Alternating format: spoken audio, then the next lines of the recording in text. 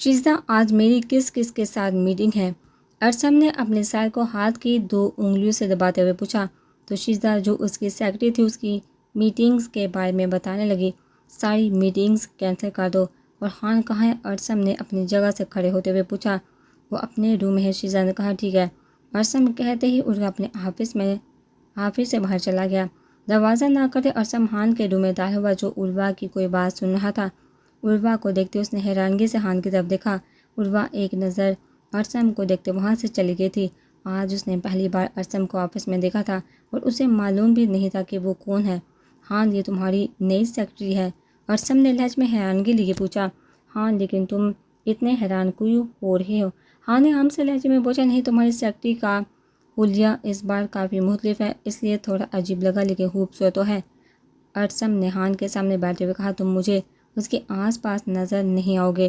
ارسم، جتنا ہو سکے اس سے دور رہنا، خان نے اسے وارن کرتے کہا۔ کہیں یہی وہ لڑکی تو نہیں جس کی وجہ سے تم نے دادا چاند کو رشتہ ختم کرنے کا کہا؟ ارسم نے مشکوک انداز میں پوچھا، کیونکہ وہ کافی دنوں بعد واپس آیا تھا۔ شٹ اپ، اپنے دماغ کو تھوڑا پرسکون بھی ہونے دیا کرو، ہمیشہ الٹا ہی سوچتے ہو، خان نے ڈبرتے ہوئے کہا۔ میں نے تو اسے پوچھا، وہ لڑکی تو پیاری ہے اور خوبصورتی کی تعریف کرنی چاہیے، ارسم نے اسے چڑھانے والے انداز میں کہا۔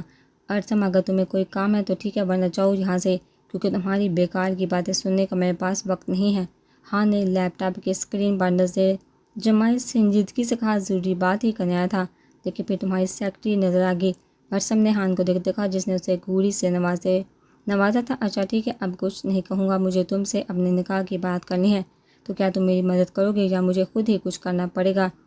ارسم نے سنجیدگی سے خان کو دیکھتے پوچھا۔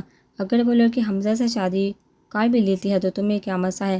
جہاں تک مجھے لگتا ہے حمزہ اس لڑکی کو پسند کرتا ہے اور اس کا اچھے سے خیال رکھے گا، خان نے لیپ ٹاپ بند کرتے ارسم کو دیکھتے کہا۔ تمہیں لگتا ہے کہ حمزہ کبھی سدھر سکتا ہے؟ اور یہ بات تم تو اچھی طرح سے جانتے ہو، اس انسان سے اچھے کی امید نہیں کی جا سکتی، اور میں نہیں چاہتا کہ اس کی وجہ سے کسی معصوم کی زندگی خراب ہو، ارسم نے کہا تو خان ہلکا سا مسکرا پڑا تھا۔ اور جو تم اس لڑکی کی مدد کرنے کے چکر میں اس سے زبردستی نکاح کرو گے، وہ تمہارے بارے میں اچھے خیالات رکھے گی؟ اسے تو اس بارے میں کچھ بھی معلوم نہیں، وہ تو تمہیں ہی غلط سمجھے گی، خان نے ناسمجھی سے کہا۔ مجھے فرق نہیں پڑتا خان، مجھے بس اسے سے نکاح کرنا ہے، بس ایک بار نکاح ہو جائے پھر وہ کچھ نہیں کر سکے گا، ارسم نے طنزیہ لہجے میں کہا۔ ٹھیک ہے، جیسے تمہاری مرضی، تمہیں جس طرح کی بھی مدد کی ضرورت ہوگی میں کروں گا، لیکن اس لڑکی کا تمہیں شوہر کی طرح ہی خیال رکھنا ہوگا، اور جب حمزہ کو نکاح کا پتہ چلے گا تو وہ کسی بھی طرح آرام سے نہیں بیٹھے گا، خان نے پرسوچ انداز میں کہا۔ بات کی بعد میں دیکھی جائے گی خان، فی الحال تو میں اس سے نکاح کرنا چاہتا ہوں، ابھی نکلتا ہوں، مجھے ایک ضروری کام ہے، ارسم نے کھڑے ہوتے ہوئے کہا۔ تم اس لڑکی سے محبت تو نہیں کرتے؟ ٹھیک کہہ رہا ہوں نا؟ خان نے ارسم کی طرف دیکھتے ہوئے پوچھا۔ ٹھیک کہا تم نے، میں اس سے محبت نہیں کرتا، کیونکہ ہماری پہلی ملاقات میں ہی اس لڑکی نے بنا سوچے سمجھے بڑی مارکیٹ میں مجھ پر ہاتھ اٹھایا تھا، مجھے صرف اس لڑکی سے ہمدردی ہے، ارسم نے کندھے اچکاتے کہا، وہاں سے نکلنے لگا جب عروہ دروازہ نہ کرتے اندر آئی۔ مس بیوٹی، کیا میں آپ کا نام جان سکتا ہوں؟ ارسم نے خان کو دیکھتے عروہ سے پوچھا۔ خان کھا جانے والی نظروں سے ارسم کو دیکھ رہا تھا۔ عروہ نے ارسم کو دیکھتے کہا، بہت خوبصورت نام ہے، بالکل تمہاری تھا، اور اس سے بھی پہلے ارسم مزید عروہ کی تعریفوں کے پل باندھا خان کی سرد آواز کمرے میں گونجی تھی۔ ارسم، تم یہاں سے جاؤ گے یا میں ہوں تمہیں باہر تک چھوڑنے آؤں؟ خان نے دانت پیستے کہا۔ نہیں سفیان خان، اس کی ضرورت نہیں، میں خود چلا جاؤں گا، ارسم نے مسکراہٹ دباتے کہا۔ وہاں سے چلا گیا۔ عروہ حیرانگی سے دونوں کو دیکھ رہی تھی۔ مس عروہ، آپ کو کوئی کام تھا؟ سفیان خان نے عروہ کو دیکھتے سنجیدگی سے پوچھا۔ جی سر، عروہ کہتے سفیان کی توجہ جب کوئی آندھی طوفان کی طرح دروازہ کھولے اندر آیا تھا۔ سفیان کے ساتھ عروہ نے دروازے کی طرف دیکھا جہاں ثانیہ سرخ چہرہ لیے اندر آئی۔ ثانیہ کو دیکھتے خان کے ماتھے پر بال پڑے تھے۔ تمہاری ہمت کیسے ہوئی مسٹر سفیان خان اس رشتے کو توڑنے کی؟ میں اتنے سالوں تمہارے نام سے جڑی بیٹھی تھی اور اب تم نے اتنی آسانی سے رشتہ ختم کر دیا؟ اپنی ٹیبل پر زور سے ہاتھ مارتے خان کی طرف جھکتے ہوئے غصے کہا۔ عروہ تو ثانیہ کو کھڑی دیکھ رہی تھی، اور یہ کون تھی جو خان سے اس لہجے میں بات کر رہی تھی؟ اور تم باہر جاؤ، جہاں کیوں کھڑی ہو؟ ثانیہ نے عروہ کو دیکھتے سرد لہجے میں کہا، جو اس بات میں سر ہلائے وہاں سے جانے لگی، جب تک میں نہ کہوں تم کہیں نہیں جاؤ گے، خان نے عروہ کو دیکھتے سنجیدگی سے کہا۔ عروہ نے بے بسی سے خان کو دیکھا تھا۔ تم نے ہر ایک کو مجھ پر فوقیت دینی ہوتی ہے، چاہے وہ تمہارے گھر کی ملازم ہو یا آفس کے، ثانیہ نے چیختے ہوئے کہا۔ خبردار، اگر تم نے ان کے لیے ملازم کا لفظ استعمال کیا تمہاری زبان کھینچ کر نکالوں گا اور ابھی میرے آفس سے نکلو ورنہ گارڈ کو بلوا کر دھکے دے کر باہر نکلواؤں گا۔ ہاں نے کھڑے ہوتے کڑھت لہجے میں کہا، تم مجھے یہاں سے نکلواؤ گے؟ ثانیہ نے بے یقینی سے پوچھا۔ عروا کو لگ رہا تھا اس نے ثانیہ کو کہیں دیکھا ہے لیکن کہاں اسے یاد نہیں آ رہا تھا۔ تم جا رہی ہو یا گارڈ کو بلواؤں؟ ہان نے کھڑے ہوتے دروازے کی طرف اشارہ کرتے کہا، میری ایک بات یاد رکھنا سفیان خان، مرتے دم تک میں تمہارا پیچھا نہیں چھوڑوں گی۔ ثانیہ نے غصے سے کہا اور پیر پٹکتے وہاں سے چلے گی۔ عروا ابھی بھی وہیں کھڑی تھی۔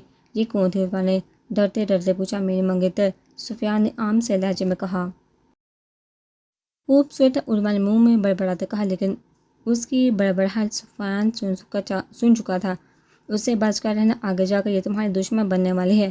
سفیان چلتا ہوا عروا کے پاس آیا اور تھوڑا اس کے کان کے پاس جھکا کہتے وہاں سے چلا گیا۔ میری دشمن؟ وہ کیوں بنے گی؟ عروا نے حیرانگی سے پوچھا، پھر کندھے اچکا کر خود بھی وہاں سے چلے گی۔ خان کا پورا نام سفیان خان تھا۔ اس کے والدین کا بہت پہلے انتقال ہو گیا تھا۔ اس کا ایک بھائی بھی تھا، وہ بھی ایک حادثے کا شکار ہو گیا تھا۔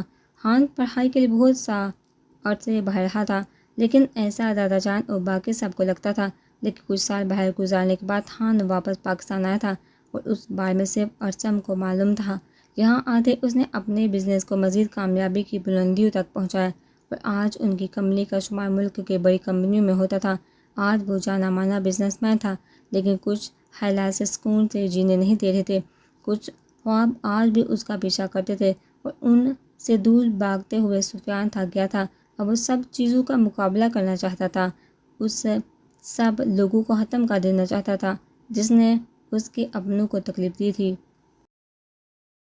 وہ خان کے ساتھ چلی تھی۔ اس نے بھی بلیک کلر کا سوٹ پہنا ہوا تھا۔ خان نے بھی بلیک کلر کی پینٹ شرٹ پہنی ہوئی تھی جس میں وہ بھی کافی ہینڈسم لگ رہا تھا۔ مس عروا، آپ اندر کیوں نہیں آ رہی؟ سفیان نے لفٹ میں داخل ہوتے عروا کو باہر کھڑے دیکھا تو پوچھا، وہ سر میں سیڑھیوں سے آ جاتی ہوں؟ عروا نے جلدی سے کہا۔ شاید سفیان کے ساتھ اکیلے جانے میں اسے ڈر لگ رہا تھا۔ سفیان نے آگے بڑھتے اسے بازو سے کھینچ کر لفٹ کے اندر کیا۔ اگر مجھے آپ کے ساتھ کچھ کرنا بھی ہوگا تو میں موقع تلاش نہیں کروں گا بلکہ کر گزروں گا، اس لیے اپنے چھوٹے سے دماغ میں فضول کے خیالات نہ لایا کرے۔ سفیان نے سامنے دیکھتے سنجیدگی سے کہا۔ عروا کو اپنی سوچ پر شرمندگی تو ہوئی تھی لیکن وہ ظاہر نہیں کرنا چاہتی تھی۔ آپ کیسے کہہ سکتے ہیں کہ یہی وجہ تھی جو میں لفٹ میں نہیں آ رہی تھی؟ عروا نے سفیان کو دیکھتے پوچھا۔ تو پھر مجھ سے دور بھاگنے کی کیا وجہ تھی مس عروا؟ سفیان نے اچانک عروا کی طرف اپنا رخ موڑا اور اس کی جانب اپنے قدم بڑھانے لگا۔ یہ کیا کر رہے ہیں آپ؟ عروا نے سفیان کو خود کے قریب آتے دیکھا تو بوکھلائے ہوئے انداز میں پوچھا، آپ کا جواب سننا چاہتا ہوں۔ آپ مجھ سے دور کیوں بھاگتے ہیں؟ سفیان نے عروا کے قریب آتے دائیں جانب دیوار پر ہاتھ رکھتے گہرے لہجے میں پوچھا۔ وہ عروا کے اس قدر قریب آ گیا تھا کہ اس کے تیز پرفیوم کی خوشبو کو اپنے بے حد قریب محسوس کر سکتی تھی۔ میں آپ سے دور نہیں بھاگ رہی، عروا نے نظریں چراتے ہوئے کہا۔ مس عروا، آپ کیا اتنی معصوم ہیں یا بننے کا ڈرامہ کرتی ہیں؟ سفیان کی نظریں بھٹکتے ہوئے عروا کے ہونٹوں کی طرف جا رہی تھی۔ آپ عروا کو سمجھ نہیں آ رہی تھی کہ کیا کہے۔ سفیان کے قریب آنے پر اس کی اپنی حالت عجیب ہو رہی تھی۔ مس عروا، مجھ سے دور رہا کرے کیونکہ جب آپ میرے قریب آتی ہیں تو میں اپنے ارادوں سے بھٹک جاتا ہوں۔ سفیان نے گہرے لہجے میں عروا کو دیکھتے کہا، جو سانس رکے اسے دیکھے تو سفیان اس کے خوفزدہ چہرے کو دیکھتے پیچھے ہو گیا۔ عروا نے اپنا سانس بحال کیا تھا۔ لفٹ کے رکتے عروا جلدی سے باہر آئی، لیکن جتنی جلدی وہ وہاں سے نکلنا چاہتی تھی اتنی ہی تیزی سے سامنے آتے انسان کو دیکھتے دوبارہ لفٹ میں آ گئی۔ سفیان جو لفٹ سے نکل رہا تھا عروا کے ٹکرانے سے دوبارہ لفٹ میں آ گیا۔ سفیان حمزہ کو دیکھ چکا تھا۔ عروا کے چہرے کا اڑا ہوا رنگ دیکھ کر اس کے ماتھے پر بال پڑے تھے۔ عروا بوکھلائے ہوئے انداز میں لفٹ کے بٹن دبانے لگی۔ سفیان کھڑے اسے دیکھ رہا تھا۔ اس نے آگے بڑھتے عروا کو کلائی سے پکڑتے اس کا رخ اپنی طرف کیا۔ لفٹ کا دروازہ دوبارہ سے بند ہو گیا تھا۔ مجھے بتانا پسند کریں گی آپ کے کس سے اتنا خوفزدہ ہو رہی ہیں آپ؟ سفیان نے عروا کی خوف سے پھیلی ہوئی آنکھوں میں دیکھتے پوچھا، جو اتنا ڈر گئی تھی کہ اس نے بولا نہیں جا رہا تھا۔ وہ اس سے پہلے عروا کچھ کہتے اسے اپنی آنکھوں کے سامنے اندھیرا ساتا محسوس ہوا اور وہیں سفیان کی باہوں میں بے ہوش ہو گئی۔ سفیان سنجیدگی سے اسے دیکھ رہا تھا۔ اس کی نظر اس کی گردن کے نشان پر پڑی تھی۔ انہیں ہاتھ آگے بڑھا کر عروا کے نشان کو اپنی انگلیوں کے پوروں سے چھوا۔ یہ نشان تمہیں بہت تکلیف دیتا ہے، سفیان نے اس کے نشان کو دیکھتے کہا اور اپنا موبائل نکالے ڈرائیور کو گاڑی نکالنے کا کہتے عروا کو اپنا باہوں میں اٹھائے وہاں سے لے گیا۔ عروہ کی جب آنکھ کھلی تو اس نے خود کو کسی انجان کمرے میں پایا، لیکن جیسے ہی اسے یاد آیا کہ اس نے حمزہ کو دیکھا تھا اور پھر وہیں بے ہوش ہو گئی تھی، جلدی سے اٹھ کر بیٹھ گئی۔ سفیان صوفے پر ٹانگ رکھ کے بیٹھا عروہ کو ہی دیکھ رہا تھا۔ سر میں کہاں ہوں؟ عروہ کی نظر جب بہان پر پڑی تو اس نے پریشانی سے پوچھا۔ بیڈ پر، اگر آپ کو یاد ہو تو آپ میری ہی باہوں میں کسی کو دیکھا بے ہوش ہوئی تھی۔ کون تھا وہ جسے دیکھا آپ اتنی خوفزدہ ہوئی ہیں کہ بے ہوش ہی ہو گئی؟ ہاتھ اپنی جگہ سے اٹھ کر چلتا ہوا عروہ کے پاس اور سنجیدگی سے پوچھنے لگا، میں کسی کو دیکھا بے ہوش نہیں ہوتی، شاید میری طبیعت ٹھیک نہیں تھی اس لیے میں بے ہوش ہو گئی۔ عروہ نے نظریں چراتے ہوئے کہا۔ مس عروہ، اگر آپ سچ بول رہی ہیں تو نظریں کیوں چرا رہی ہیں؟ ہاں نے عروہ کے پاس بیٹھے ہوئے پوچھا۔ سر، یہ میرا ذاتی مسئلہ ہے، آپ پلیز اس کے بارے میں مجھ سے کچھ بھی مت پوچھیے اور مجھے اب گھر جانا ہے۔ عروہ نے سفیان کو دیکھتے کہا۔ ٹھیک ہے، میں باہر آپ کا انتظار کروں۔ ہاں، ایک اور بات، جب میں آپ کو لفٹ سے باہر لے کر آ رہا تھا تو آفس کے لوگوں نے ہم دونوں کو دیکھا تھا۔ اس معاملے میں مجھ سے شکایت مت کیجیے گا کیونکہ میرے پاس کوئی جادو تھا نہیں جو میں آپ کو پکڑے غائب ہو جاتا، ہاں نے تیکھے لہجے میں کہا۔ ہم دونوں کو آفس اسٹاف نے ایک ساتھ دیکھا۔ عروہ نے پریشانی سے ہان کو دیکھتے پوچھا۔ مس، ساتھ نہیں، میری باہوں میں سب نے دیکھا ہے۔ نے اس کی بات کی درستگی کرتے کہا اور وہاں سے چلا گیا۔ عروہ نے اپنا حلق تارک کیا تھا، پتہ نہیں وہ لوگ میرے بارے میں کیا سوچ رہے ہوں گے۔ عروہ نے دل میں سوچا، وہاں سے باہر چلے گئی، لیکن ایسا کچھ نہیں تھا، کسی نے ان کو نہیں دیکھا تھا۔ ہاں، ایک انسان نے دیکھا تھا اور وہ تھا عاصم، جسے ہان کی باہوں میں عروہ کو دیکھ کر شاکڈ ضرور لگا تھا۔ عروہ کو ایک بات سمجھ نہیں آ رہی تھی کہ حمزہ وہاں کیا کر رہا تھا، اب نہ جانے آگے کیا ہونے والا تھا۔ حمزہ، کام کی کیا صورتحال ہے؟ سب ٹھیک چل رہا ہے؟ رحمان نے حمزہ کو دیکھتے پوچھا۔ سب ٹھیک چل رہا ہے ڈیڈ، لیکن مجھے آپ سے بات کرنی ہے۔ حمزہ نے اپنے باپ کو دیکھتے کہا۔ ہاں کہو، کیا بات ہے؟ رحمان نے پوچھا۔ ڈیڈ، میں ایک لڑکی کو پسند کرتا ہوں، اس سے شادی کرنا چاہتا ہوں اور میں چاہتا ہوں کہ آپ شریف لوگوں کی طرح ان کے گھر رشتہ لے کر جائیے۔ حمزہ نے سنجیدگی سے اپنے باپ کو دیکھتے کہا۔ کون ہے وہ لڑکی؟ رحمان نے پوچھا۔ اس کا تعلق کسی امیر خاندان سے نہیں، اس کے باپ کی ایک سبزی کی دکان ہے، حمزہ نے کہا تو رحمان نے حیرانگی سے اس کی طرف دیکھا تھا۔ ٹیسٹ کب سے خراب ہو گیا؟ اب تم ایک سبزی بیچنے والے کی لڑکی سے شادی کرو گے اور تمہیں لگتا ہے میں یعنی رحمان ان غریب لوگوں کے گھر اپنے بیٹے کے رشتے کے لیے جاؤں گا؟ ہرگز نہیں، اور میں تمہاری شادی کسی بھی ایسی لڑکی سے ہونے نہیں دوں گا جو غریبوں غریب لفظ سے مجھے نفرت ہے۔ تم اچھی طرح جانتے ہو، پھر بھی اس لڑکی سے شادی کرنا چاہتے ہو، اور اگر ایک دو راتیں گزارنے کے بعد ختم ہو جاتی ہے تو تم جو کرنا چاہتے ہو کرو اس لڑکی کے ساتھ، جب دل بھر جائے تو چھوڑ دینا، لیکن شادی تو بالکل بھی نہیں، رحمان نے سرد لہجے میں کہا۔ حمزہ ماتھے پر بال لیے اپنے باپ کی بات سن رہا تھا۔ ڈیڈ، اگر وہ لڑکی مجھے 1 یا 2 راتوں کے لیے چاہیے ہوتی تو کبھی بھی آپ کے پاس نہ آتا۔ میں آپ کے پاس آیا ہوں تو اس کا مطلب ہے کہ وہ لڑکی مجھے ساری زندگی کے لیے چاہیے، میں اسے اپنی عزت بنانا چاہتا ہوں، اس لیے آپ اس کے گھر رشتہ لے کر جائیں گے، یہ میرا آخری فیصلہ ہے اور آپ مجھے روک نہیں سکتے، آپ بھی اچھی طرح جانتے ہیں۔ حمزہ نے غصے سے کہا اور کہتے ہی وہاں سے چلا گیا۔ میری بھی ایک بات کان کھول کر سن لو، میں کبھی بھی تمہاری شادی اس لڑکی سے ہونے نہیں دوں گا، رحمان نے پیچھے سے اونچی آواز میں کہا، لیکن حمزہ وہاں سے جا چکا تھا۔ ماں نے اپنا موبائل نکالا اور کال ملائی۔ معلوم کرو کہ حمزہ کس لڑکی کے پیچھے پاگل ہوا پڑا ہے، مجھے اس کی تصویر چاہیے، رحمان نے اپنے آدمی کو کہتے ہی موبائل بند کر دیا۔ میں بھی دیکھتا ہوں کہ کیسے تم اس لڑکی سے شادی کرتے ہو، رحمان نے سرد لہجے میں کہا اور خود بھی وہاں سے چلا گیا۔ عروہ گھر آئی تو بلقیس نے کہا کہ ملائکہ اسی کا انتظار کر رہی ہے، تو عروہ سیدھا اپنے کمرے کی طرف چل گئی۔ جہاں ملائکہ بیٹھی ہوئی تھی۔ خیریت، تم پریشان لگ رہی ہو، عروہ نے اپنی چادر اتارتے بڑبڑاتے ملائکہ کو دیکھتے پوچھا۔ عروہ، مجھے تم سے بات کرنی ہے، مجھے سمجھ نہیں آ رہا کہ میں کیا کروں، ملائکہ نے عروہ کا ہاتھ پکڑ اسے اپنے سامنے بٹھاتے ہوئے کہا۔ ہاں، کیا ہوا؟ عروہ نے حیرانگی سے پوچھا تو ملائکہ نے ساری صورتحال عروہ کو بتا دی۔ عاصم کو تھپڑ مارنے سے لے کر تھانے جانے والی بات تک اس نے سب عروہ کو بتا دیا تھا۔ تمہارے ساتھ اتنا کچھ ہو گیا، تم مجھے اب بتا رہی ہو؟ عروہ نے ملائکہ کو گھورتے ہوئے کہا۔ مجھے لگا یہ اتنا بڑا مسئلہ نہیں اور اب تو مجھے یونیورسٹی بھی جانا ہے، اگر نہ گئی تو امی نے ویسے ہی میری جان نکال دینی ہے، کہ پہلے میں جانے کی ضد کر دی اور اب چھوڑ رہی ہوں، لیکن مجھے کچھ سمجھ نہیں آ رہا کہ میں کیا کروں، اگر ان دونوں میں سے پھر کوئی میرے سامنے آ گیا تو پتہ نہیں وہ مجھ سے کیا چاہتے ہیں، کیا کریں، مجھے سمجھ نہیں آ رہی، ملائکہ نے پریشانی سے پوچھا۔ تم ان سے پوچھو کہ وہ دونوں چاہتے کیا ہیں، جہاں تک مجھے لگتا ہے وہ دونوں تمہیں پسند کرتے ہیں، عروہ نے پرسوچ انداز میں کہا۔ عروہ، میرا مذاق کا منہ نہیں، اس وقت میں بہت پریشان ہوں، ملائکہ نے گھٹے کو کہا۔ ارے میں مذاق نہیں کر رہی، لیکن تم کب تک گھر میں چپ کر بیٹھے رہو گے، اگر تم یوں ہی چھوڑ بھی دیتی ہو تو یہ مسئلے کا حل نہیں، وہ تمہیں کہیں بھی مل سکتے ہیں، اس لیے ان سے پوچھ لو کہ وہ تم سے کیا چاہتے. تم کہہ رہی تھی کہ وہ ایک دوسرے کو جانتے ہیں، تو تم دونوں میں سے ایک سے بھی پوچھ لو گی تو پتہ چل جائے گا. عروہ نے سنجیدگی سے کہا، ہاں یہ ٹھیک ہے، اور اللہ کرے مجھے وہ خروس دوبارہ نہ ملے. ملائکہ نے ارسم کا سوچ کر جرجری لیتے کہا. وہ حمزہ سے زیادہ ارسم سے ڈر رہی تھی. ٹھیک ہے، میں اب چلتی ہوں. امی نہ آ جی. ہاں. ملائکہ نے اٹھتے ہوئے کہا. ملائکہ اپنا خیال رکھنا. عروہ نے کہا تو ملائکہ ہنس پڑی اور پھر وہاں سے چلے گی. عروہ بھی فریش ہونے چلے گئی تھی. اگلے دن ملائکہ جرنی کے لیے نکل گئے تھے. نہ جانے آج اسے لگ رہا تھا کہ کچھ عجیب ہونے والا ہے، لیکن پھر بھی اللہ کا نام لیتے یونی کے لیے نکل گئی تھی. جب وہ بس میں بیٹھتی اسے ایسا لگا جیسے کوئی اس کا پیچھا کرے، لیکن جب مڑ کر دکھتی تو کوئی بھی نہ ہوتا. بس نے اسٹاپ پر اتارا تو یونی تک اس نے پیدل چل کر جانا تھا، اور اسٹاپ سے یونی تک کا راستہ 5 منٹ کا تھا. وہ اپنے دھیان چڑھ رہی تھی جب کسی نے اسے پیچھے سے آ کر اس کے منہ پر رومال رکھا. ملائکہ وہیں اس شخص کی گرفت میں پھڑپھڑانے لگی تھی، لیکن پھر مقابل کی باہوں میں بے ہوش ہو گئی. صبح کا وقت تھا، اس راستے پر لوگ بھی نہ ہونے کے برابر تھے. ڈیڈ ہاں کیسے شادی سے انکار کر سکتا ہے؟ مجھے اسی سے شادی کرنی ہے. ثانیہ نے اپنے باپ کو دیکھتے ہوئے روتے ہوئے کہا. ڈیڈ وہ اپنی پھوپھو سے بہت پیار کرتا ہے، اور ان کی خاطر وہ کچھ بھی کرنے کو تیار ہو جائے گا.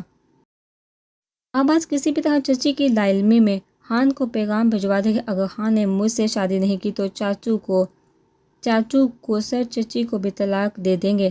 ثانیہ نے اپنے دماغ میں آتے خیال کو اپنے باپ تک پہنچا دے کہا. اگر سلطان کو پتہ چل گیا تو وہ کیا کرے گا؟ رحمان نے سنجیدگی سے پوچھا. ڈیڈ بات کی بعد میں دیکھی جائے گی، لیکن ابھی بس یہی راستہ ہے جس سے ہم خان کو ہینڈل کر سکتے ہیں. پھر یہ کام تم ہی کرو گی اور خان سے خود اس بارے میں خود بات کرو گی. رحمان نے سنجیدگی سے کہا. وہاں سے چلا گیا. ثانیہ کے چہرے پر مسکراہٹ آ گئی تھی. تم صرف میرے ہو، تمہیں حاصل کرنے کے لیے میں کسی بھی حد تک جانے کو تیار ہوں. ثانیہ نے اپنے آنسو صاف کرتے مسکرا کر کہا اور اپنا موبائل اٹھائے اسے دیکھنے لگی. مسٹر عروہ آپ کا موبائل کہاں ہے؟ سفیان نے آفس میں داخل ہوتی عروہ کو سنجیدگی سے دیکھتے ہوئے پوچھا. عروہ جو ڈرتے ہوئے آفس میں داخل ہوئی تھی کہ جن سٹاف نے اسے دیکھا وہ اسے دیکھا باتیں نہ کرے، ان سے بچتے ہوئے اندر جا رہی تھی جب اسے سفیان ملا. جی صاحب وہ میرے بیگ میں ہے، شاید چارجنگ نہیں. عروہ نے سفیان کو دیکھتے کہا. کل آپ ایک عدد فائل گھر لے کر گئے تھے اور اب مجھے وہ فائل چاہیے. یقیناً آپ وہ فائل گھر چھوڑ کر آئی ہوں گی. سفیان نے دانت پیستے عروہ کو دیکھتے کہا، جس نے پریشانی سے سفیان کی طرف دیکھا تھا کیونکہ وہ فائل سچ میں گھر پر بھول آئی تھی. سوری سر، لیکن وہ فائل میں گھر بھول آئی ہوں. عروہ نے نظریں جھکاتے ہوئے کہا. شکریہ آپ خود جہاں گئی، ورنہ مجھے تو لگ رہا تھا جیسے آپ کے حالات چل رہے ہیں کہیں آپ خود کو بھی گھر پر ہی نہ چھوڑ آئیں. اور مس عروہ مجھے وہ فائل 1 گھنٹے کے اندر چاہیے. ابھی آپ گھر واپس جائیں گی اور فائل لے کر آئیں گی. دوسری بات، جب بھی میں کال کروں گا آپ کا موبائل آن ہونا چاہیے اور پہلی بیل پر ہی کال اٹینڈ ہونی چاہیے، ورنہ آپ اچھی طرح جانتی ہے. سفیان طنزیہ لہجے میں کہتے ہوئے وہاں سے چلا گیا. خڑوس انسان، عروہ نے منہ میں بڑبڑاتے ہوئے کہا. وہاں سے چلی گئی. کل حمزہ ارسم کے بارے میں ہی خان سے بات کرنے آیا تھا، لیکن آفس آ کر اسے پتہ چلا کہ خان آفس میں نہیں، اس لیے واپس آ گئے. اب عروہ کو دوبارہ گھر واپس جانا تھا، اس لیے منہ بسوڑتے آفس سے نکل گئی. سفیان نے جو ڈرائیور عروہ کے لیے رکھا تھا، عروہ غصے میں اس کے ساتھ نہیں گئی بلکہ رکشہ لے کر گھر گئی تھی. عروہ گھر گئی، وہاں سے وہ فائل لے کر دوبارہ آفس آئی. سر جی آپ یہ فائل. عروہ نے روم میں داخل ہوتے سفیان کو دیکھتے کہا، جو اس کا سرخ چہرہ دیکھ کر مسکرا پڑا تھا. آپ تو بڑی جلدی فائل لے آئی مس عروہ. سفیان نے اسے بیٹھنے کا اشارہ کرتے کہا اور پانی کا گلاس اس کی طرف بڑھایا. عروہ نے ایک نظر سفیان کو دیکھا، پھر پانی کا گلاس لبوں سے لگاتے پینے لگی. اتنے میں ارسم دروازہ ناک کرتے اندر آیا. اس کے چہرے پر سنجیدگی سے چھائی ہوئی تھی. خان حمزہ کیا لینے آیا ہے یہاں؟ وہ کل بھی آیا تھا. ارسم نے خان کو دیکھتے پوچھا، لیکن حمزہ کا نام سن کر عروہ جو پانی پی رہی تھی زور زور سے کھانسنے لگی. خان اور ارسم دونوں نے عروہ کو دیکھا تھا. آپ ٹھیک ہیں؟ ارسم نے عروہ کو دیکھتے پوچھا، جس نے خان کی طرف دیکھا تھا. ارسم وہ مجھ سے ملنے آیا ہے تو میں اس سے بات کرتا ہوں، تم جاؤ ابھی. خان نے سنجیدگی سے کہا تو ارسم اسباب میں سر ہلائے وہاں سے چلا گیا. آپ ٹھیک ہیں؟ سفیان نے عروہ کو دیکھتے پوچھا. کیا وہ یہاں آپ سے ملنے آئیں گے؟ عروہ نے سفیان کو دیکھتے گھبراتے ہوئے لہجے میں پوچھا اور اپنے ماتھے کا پسینہ صاف کیا. کون؟ سفیان نے انجان بنتے پوچھا. وہ عروہ کو سمجھ نہیں آئی تھی کہ کس طرح حمزہ کو پوچھے. مس عروہ آپ کی طبیعت ٹھیک ہے؟ سفیان اس بار فکر مندی سے پوچھا کیونکہ عروہ چہرے کا رنگ پیلا ہو گیا تھا. جی میں ٹھیک ہوں، عروہ نے کپکپاتے لہجے میں کہا. فکر مت کر، میری اجازت کے بغیر یہاں کوئی نہیں آئے گا۔ سفیان نے کہا تو عروہ تھوڑی پرسکون ہوئی تھی۔ مس عروہ، ہر بار آپ اس سے چھپ نہیں سکتی، کبھی نہ کبھی تو آپ دونوں کی ملاقات ضرور ہوگی، تو کیوں نہ ایک بار آپ خود ہی اس کے سامنے آ جائیں، آپ کا خوف بھی ختم ہو جائے گا۔ سفیان نے وہاں سے اٹھتے ہوئے کہا۔ عروہ خاموش رہی تھی۔ سفیان نے ایک نظر اس پر ڈالی، وہاں سے چلا گیا، لیکن عروہ کے دماغ میں اچانک خیال آیا کہ اب وہ کیوں اس آدمی کو پیسے دے، اب تو حمزہ اس کے سامنے صحیح سلامت ہے۔ جس بات کو لے کر وہ آدمی اسے تنگ کر رہا تھا، ویسے تو کچھ بھی نہیں، اور وہ پیسے سفیان کو واپس کر دے گی تو اسے یہ جاب بھی نہیں کرنی پڑے گی، نہ وہ یہاں آئے گی اور نہ ہی اس کا حمزہ سے سامنا ہوگا۔ یہ عروہ نے سوچا تھا۔ آگے سفیان کا کیا کرنے والا تھا وہ تو صرف اسی ہی کو معلوم تھا، اتنی آسانی سے تو وہ اس کا پیچھا نہیں چھوڑنے والا تھا۔